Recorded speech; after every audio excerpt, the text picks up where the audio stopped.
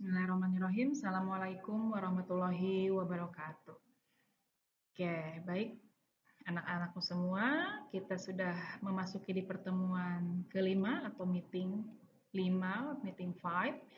Today we are study about mastering interpersonal and communication skills ya. Jadi di mana yang akan kita bahasnya yaitu tentang leadership, teamwork and conflict management ya. Oke, ini MK manajemen classroom ya atau tentang language classroom management.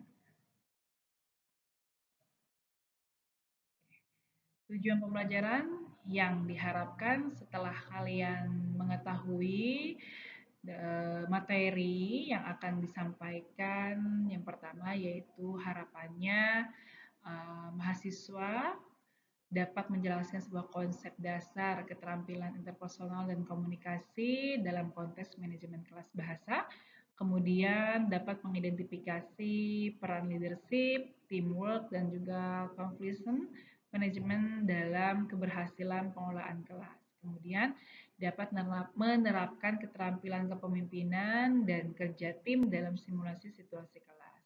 Yang terakhir dapat mengelola konflik secara efektif melalui komunikasi yang asertif dan juga empatik. Ya, ini tujuan pembelajaran di pertemuan kelima yang diharapkan. Mudah-mudahan setelah kalian melihat video pembelajaran, kalian dapat mampu dan juga dapat memahami atau dapat juga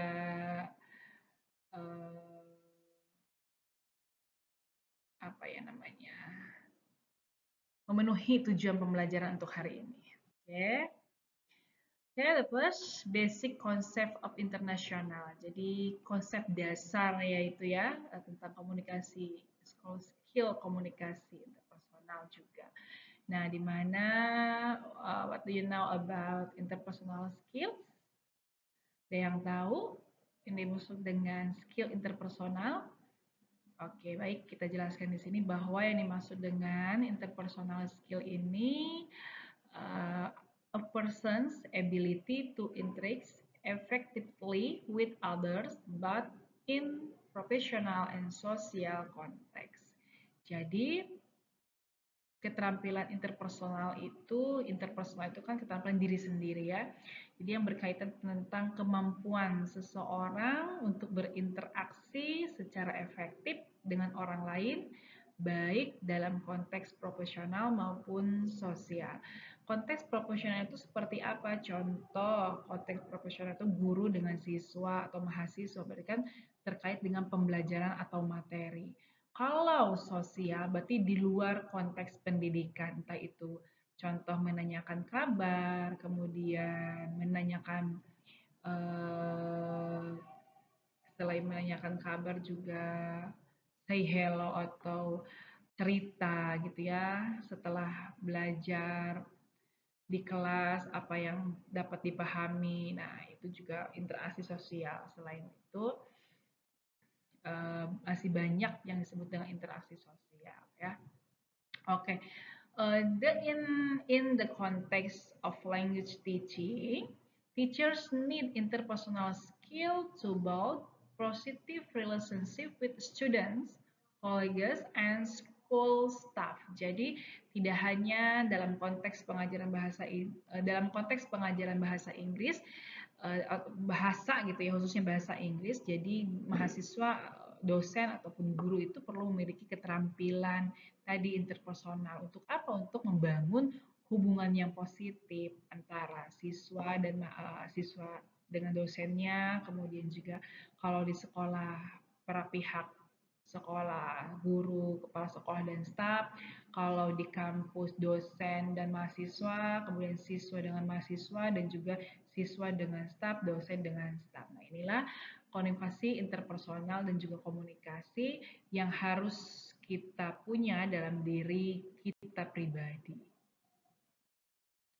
Selanjutnya, the main components of interpersonal skills. Jadi ada komponen-komponen utama dalam keterampilan interpersonal. Apa saja sih komponen komponen utama dalam keterampilan interpersonal ini.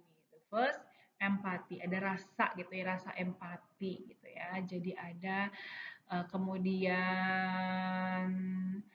active listening. Jadi ada rasa untuk mendengarkan ketika teman kita mau bercerita, kita harus siap mendengarkan. Ketika ada dosen di kelas sedang menjelaskan materi, ya kita harus mendengarkan gitu ya dengan penuh perhatian dan apa namanya konsentrasi gitu ya. Kemudian selain itu ada respect, saling menghargai, dimana ketika dosen atau guru sedang menjelaskan materi ya kita hargailah, jangan ada yang ngobrol atau ribut. Jadi kita fokus dulu kepada materi yang disampaikan oleh dosen atau guru itu sendiri. Kemudian begitu juga menghargai atau respect kepada teman. Ketika teman memberikan sebuah pendapat, diskusi, cerita, itu kita harus juga saling menghargai atau respect atau mendengarkan mau gitu ya.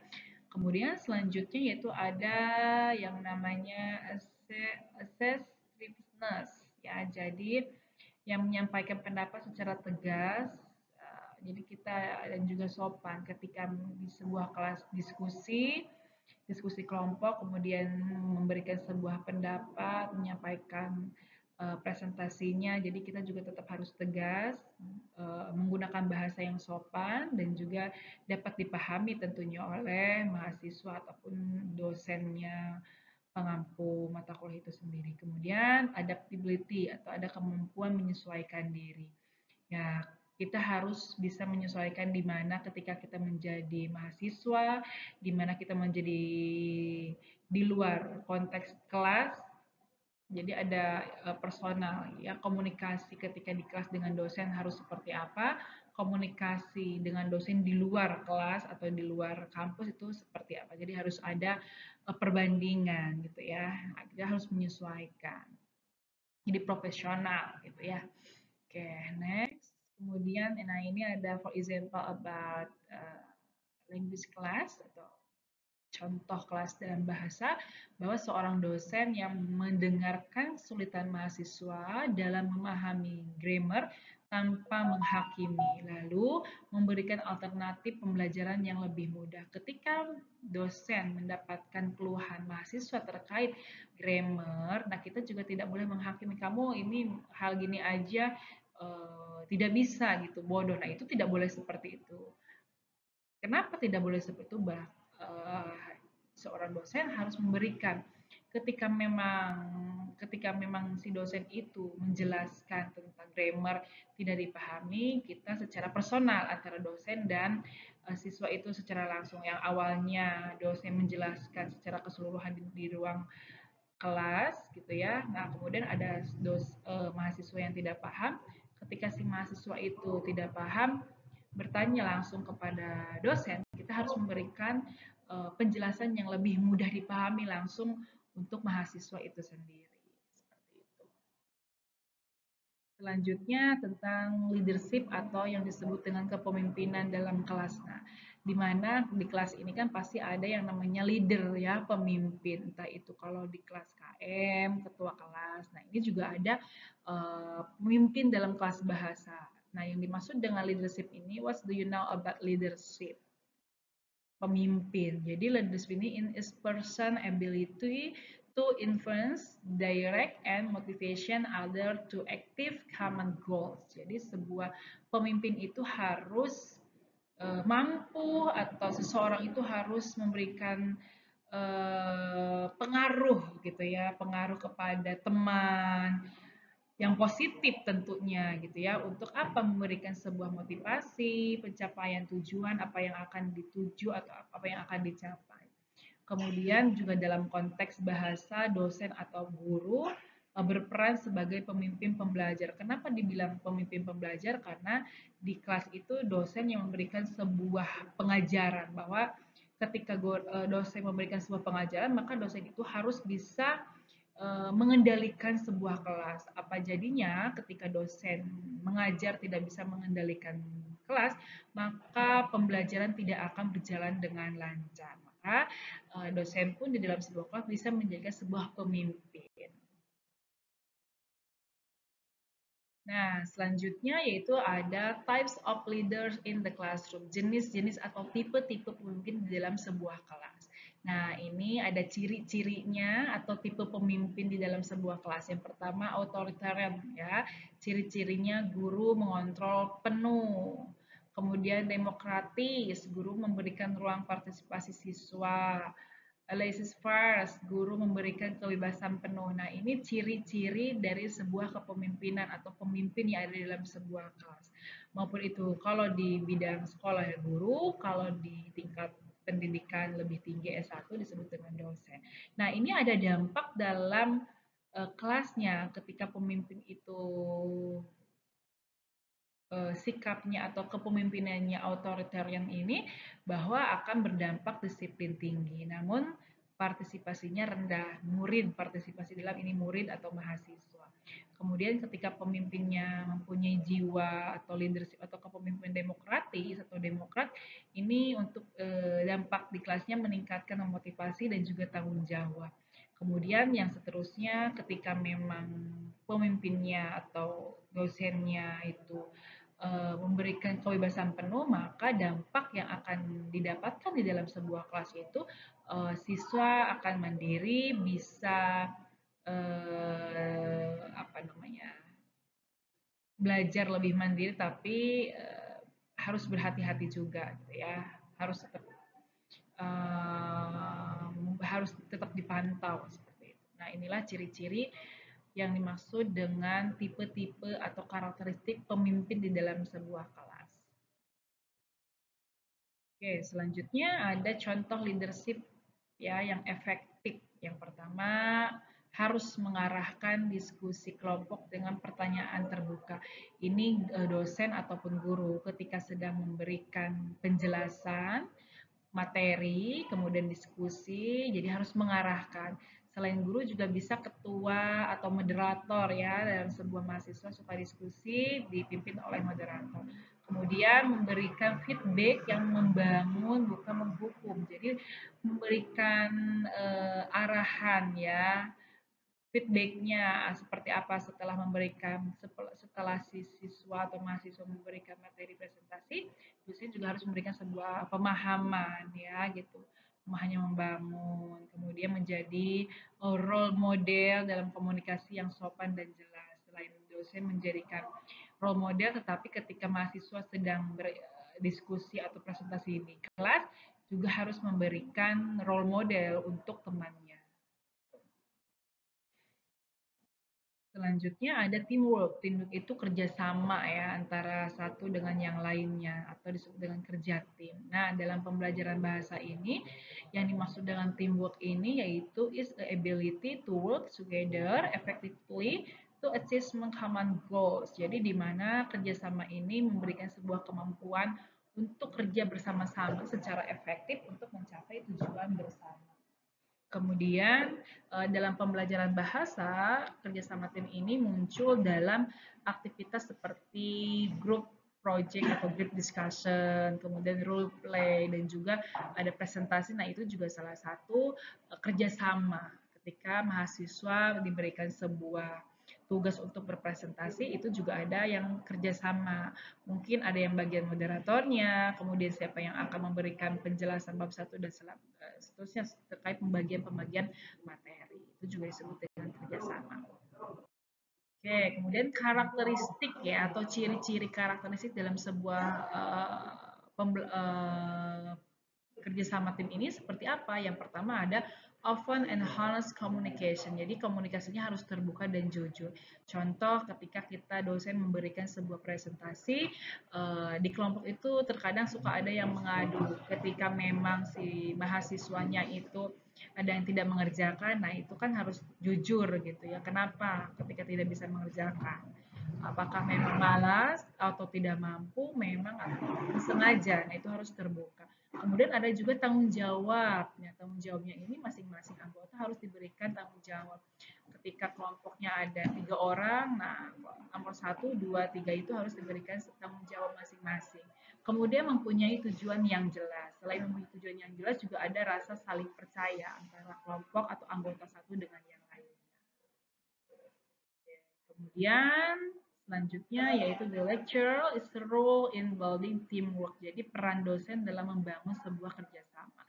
Yang pertama yaitu untuk determine the roles of group members ya. Jadi untuk peran anggota kelompok itu tentang leader, recorder, speaker, dan juga lain-lain. Kemudian providing clear guidelines for each group assessment. Jadi memberikan sebuah panduan yang jelas untuk setiap tugas kelompok harus diarahkan dengan jelas ya, instruksinya seperti apa.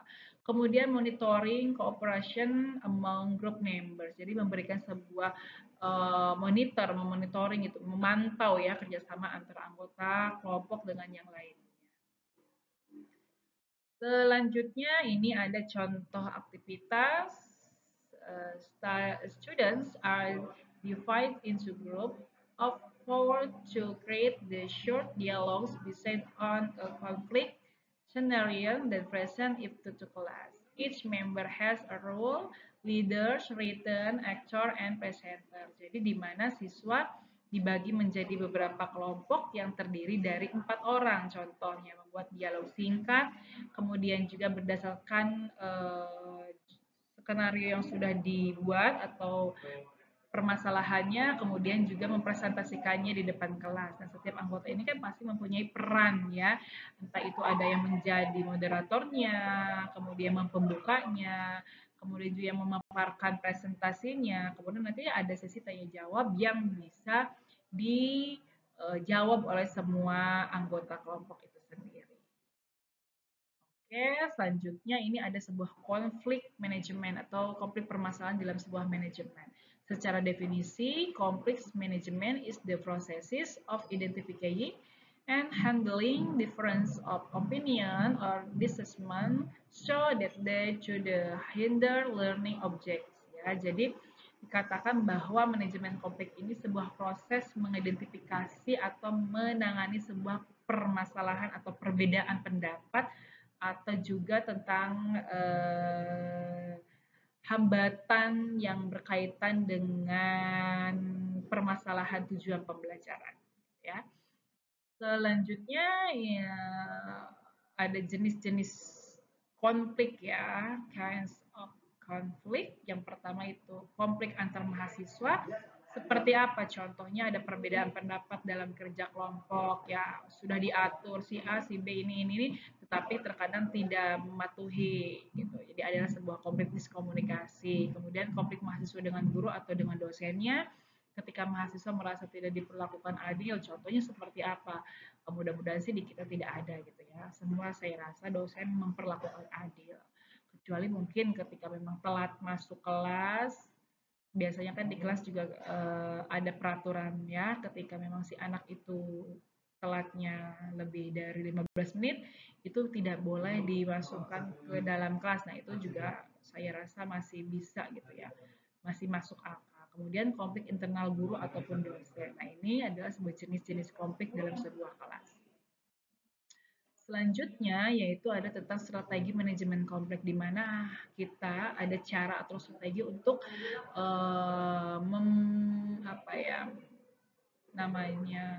bagaimana untuk mengolah sebuah konflik itu sendiri ya. Yang pertama yaitu upholding. Jadi upholding ini menghindari konflik sementara waktu. Contohnya guru atau dosen menunda diskusi hingga emosi reda. Ketika memang antar kelas ini diskusi ribut, nah itu sebagai dosen harus menstop terlebih dahulu. Tidak boleh diteruskan ya. Kemudian strategi yang kedua accommodating. Ketika memang permasalahan mengalami permasalahan memahami situasi atau mengalah untuk menjaga hubungan. Jadi guru juga harus memahami situasi siswa.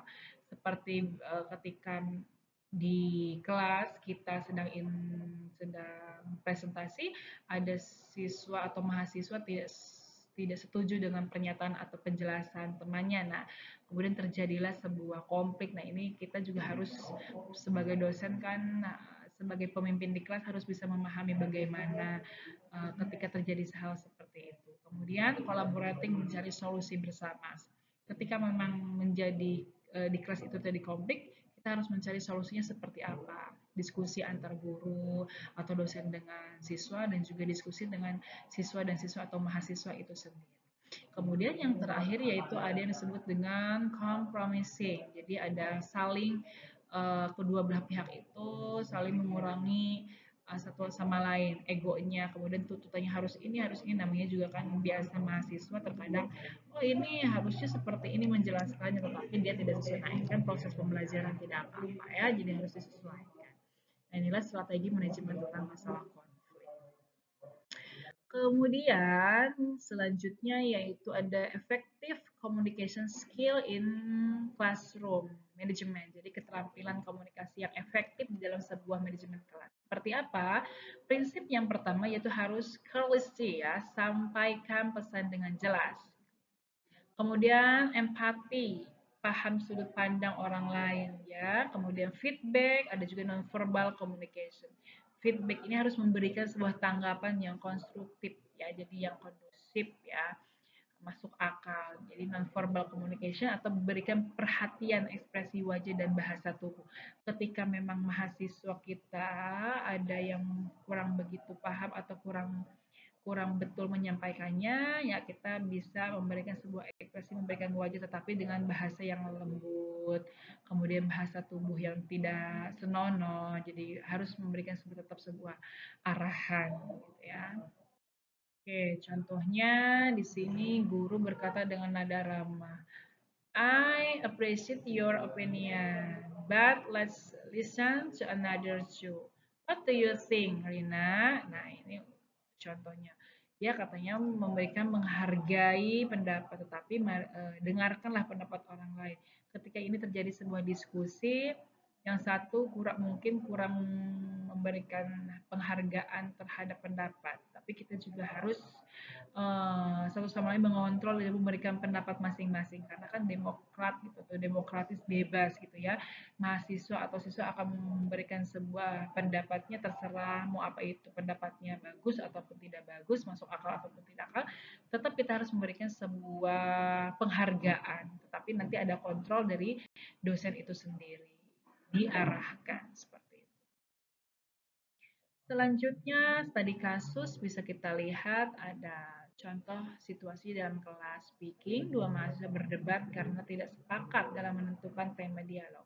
Tugasnya seperti apa dosen? Sebagai dosen, bagaimana Anda menyelesaikan konflik tersebut dengan menerapkan keterampilan leadership dan komunikasi. Nah, ketika terjadi dalam sebuah kelas, apa yang kalian lakukan? Sebagai dosen seperti apa dan tanggapannya bagaimana? Bisa diskusikan, bisa dipahami, silahkan nanti didiskusikan ya. Ini contoh studi kasusnya seperti ini. Nah, setelah kita tadi menganalisis studi kasus bahwa ketika terjadi hal perselisihan, dosen menjadi mediator atau penengah gitu ya, di kedua belah pihak mencari solusi, penengah tidak boleh condong satu sama lain. Kemudian menggunakan komunikasi yang baik, mendengarkan kedua belah pihak. Selain itu juga mengajak mahasiswanya mencari solusi bersama, ya. Kemudian menegaskan aturan teamwork seperti apa dalam sebuah presentasi, harus saling menghormati. Kemudian ketika memang ada pertanyaan yang jawabannya kurang puas, nanti bisa dijawab oleh yang lain juga. Tidak mesti harus dengan kelompok yang presentasi, tapi boleh dijawab dengan siswa atau mahasiswa yang tidak berpresentasi di depan. Nah, seperti ya, kurang lebih ini ketika kita menghadapi permasalahan yang seperti tadi, ini jawabannya gitu. Ini yang kita harus lakukan ketika kalian menemukan hal seperti ini. Oke, ini ada latihan. Silahkan didiskusikan kelompok bagi yang offline masing-masing. Bagi yang di kelas kita bisa diskusi bersama. Jadi latihannya bentuk kelompok kecil, boleh satu atau dua orang atau lebih. Kemudian kalau memang mengampuni per orang di kelas juga boleh per orang. Jadi di sini ada sebuah situasi konflik yang pernah terjadi di kelas. Misalnya anggota kelompok tidak aktif, berbeda ide ataupun komunikasi buruk. Bagaimana cara mengatasi dengan pendekatan leadership, teamwork, dan juga komunikasi yang efektif.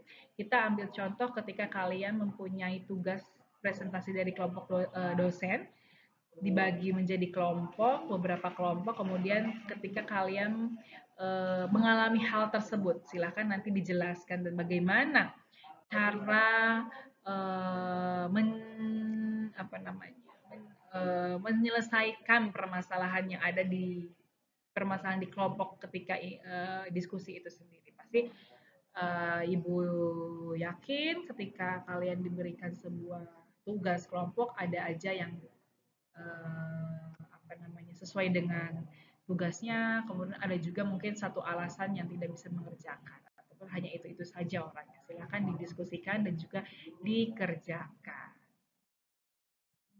Nah, sebelum dikerjakan, ini ada refleksi. Jadi, tuliskan pengalaman pribadi Anda saat harus bekerja dalam tim atau menghadapi konflik di kelas. Ini saling masih berkaitan dengan tugas yang tadi ya. Kemudian bagaimana Anda menanganinya? Apa yang akan Anda lakukan berbeda setelah belajar materi ini? Ini masih berkaitan dengan tugas yang tadi. Silakan nanti dikaitkan dengan refleksi individunya ya. Jadi refleksi individu itu memberikan pendapat untuk diri sendiri ketika kalian sudah dapat permasalahannya ketika kelompok, kemudian direfleksikan menurut kalian itu seperti apa. Oke, ini referensi materi yang bisa Ibu tampilkan. Oke, thank you. Ya, baik, silahkan dikerjakan tugasnya dan tugas kelompok dan juga tugas individu. Terima kasih.